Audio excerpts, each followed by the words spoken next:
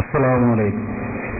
എൻ്റെ പേര് നിസാം, ഭീമാപ്പള്ളി നിസാം എന്നറിയപ്പെടുവാൻ ആഗ്രഹിച്ചു, പക്ഷെ സാധിച്ചില്ല. എനിക്ക് ഒരു ചെറിയ ഒരു സംശയം എൻ്റെ മനസ്സിനകത്തുള്ളതായിരിക്കാം, അല്ലെങ്കിൽ ഈ വേദിയിലുള്ള പലരുടെയും മനസ്സിനകത്തുണ്ടായിരിക്കാം. പക്ഷെ ഞാൻ ഈ ചോദ്യം ചോദിക്കാൻ ഇറങ്ങിയപ്പോൾ തന്നെ ഇവിടെ പലരുടെയും മനസ്സിനകത്തൊരു ആശയക്കുഴപ്പമുണ്ടായി. ഞാൻ ഏത് സംഘടനയിൽപ്പെട്ടവനാണോ? എനിക്കതിന് ഒരു പ്രശ്നമില്ല. കാരണം എൻ്റെ മാതാപിതാക്കൾ ഏത് പഠിപ്പിച്ചുവോ അത് തന്നെയാണ് ഞാൻ ഇന്നും നിലനിർത്തിപ്പോകുന്നു. മാതാപിതാ ദൈവം ഗുരു എന്നൊക്കെ പറയുന്നത് പോലെ എൻ്റെ മാതാപിതാക്കൾ മാത്രം പഠിപ്പിച്ചത് മാത്രമേ ഞാൻ ഇന്നും പുലനിർത്തിക്കൊണ്ടുപോകുന്നത്. എനിക്ക് ഉസ്താദിനോട് ചോദിക്കാനുള്ള ഒരു ചെറിയ സംശയം മാത്രം. കുറച്ചു നേരത്തിനു മുമ്പ് ഇവിടെ പ്രസംഗിച്ച ഒരു ഉസ്താദ് പറഞ്ഞതുപോലെ സ്ത്രീകൾക്ക് പള്ളി പോകുന്നത് അനുവദിക്കുന്നത് എന്താണെന്ന് പറഞ്ഞത്, അതിന്റെ പേരിൽ ഞാൻ ചോദിക്കുന്നത്, മതപ്രസംഗം നടത്തുന്ന സ്ഥലത്ത് സദസ്സിലേക്ക് സ്ത്രീകൾ പോകുന്നത് ശരിയാണോ എന്നതാണ് എന്റെ ചോദ്യം.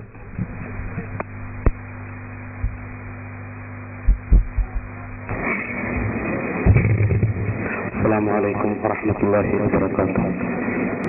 ബിസ്മില്ലാഹി അൽഹംദുലില്ലാഹി വസ്സലാത്തു വസ്സലാമു അലാ സയ്യിദിനാ മുഹമ്മദ് റസൂലുള്ളാഹി.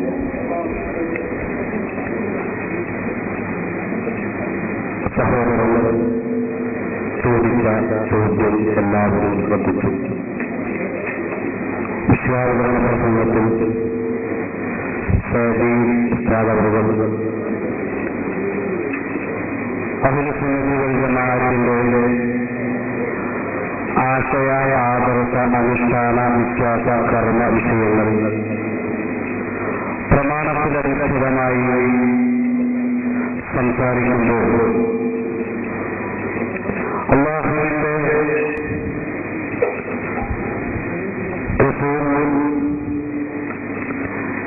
നിർദ്ദേശിച്ചിട്ടില്ലാത്തതും പല ആളുകളും വളരെ ഉത്സാഹത്തോടുകൂടെ നടത്തിവരുന്നതുമായ സ്ത്രീകളെ പള്ളിയിലേക്ക് ജുമുഅ ജമാഅത്തുകളിൽ പങ്കെടുക്കുവാൻ വേണ്ടി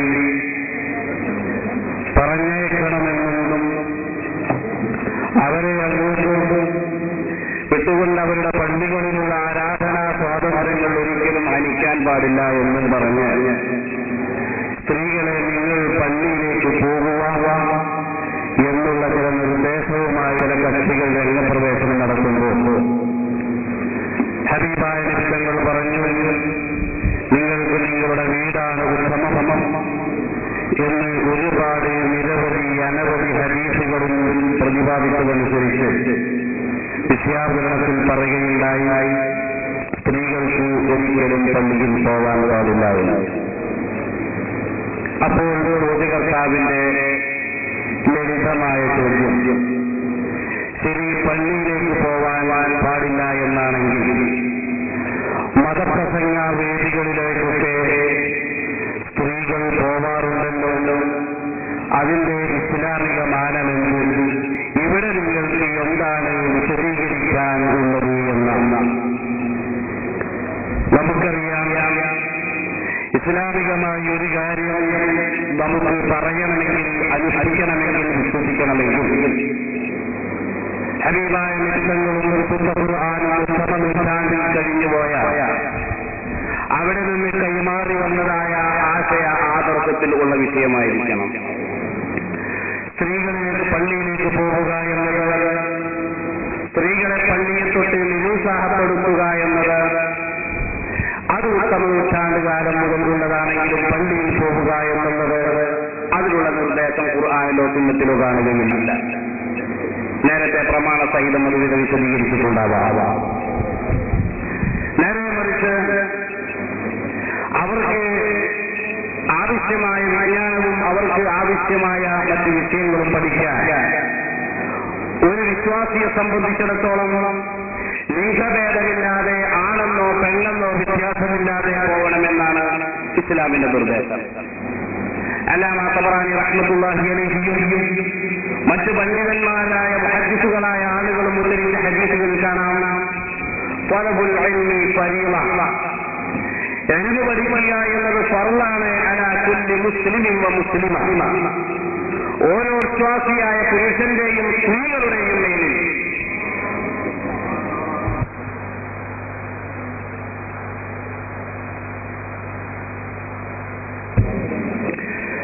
സ്ത്രീകളായ ആളുകളുടെ മേലിലും പുരുഷന്മാരുടെ മേലിലുമൊക്കെ വിജ്ഞാനം പഠിക്കുക എന്നുള്ളത് നിർബന്ധമാണ്.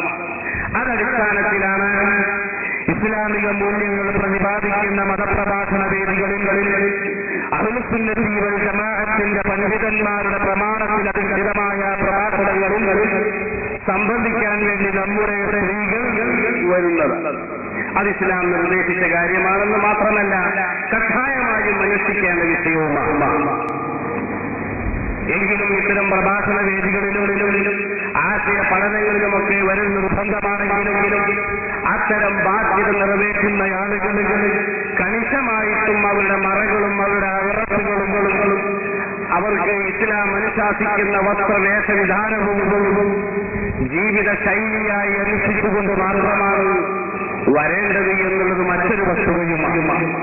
ഏതായിരുന്നാലും മതപ്രഭാഷണ പരമ്പരകളിലും വൈജ്ഞാനിക സദസ്സുകളിലും വനിതാ സാന്നിധ്യം എന്നത് ഇസ്ലാം നിർദ്ദേശിച്ചതും കൽപ്പിച്ചതുമാണ്. പള്ളിയിലേക്ക് പോകുക എന്നുള്ളത് ഇസ്ലാം നിരുത്സാഹപ്പെടുത്തിയതും നിർദ്ദേശിക്കാത്തതുമായ വിഷയമാണ്. അതാണ് രണ്ടു വിഷയങ്ങളുടെയും ഇടയിലുള്ള ഡിഫറൻസ് മാറ്റം എന്ന് ചോദ്യകർത്താവിനെ ഓർമ്മപ്പെടുത്തുന്നു.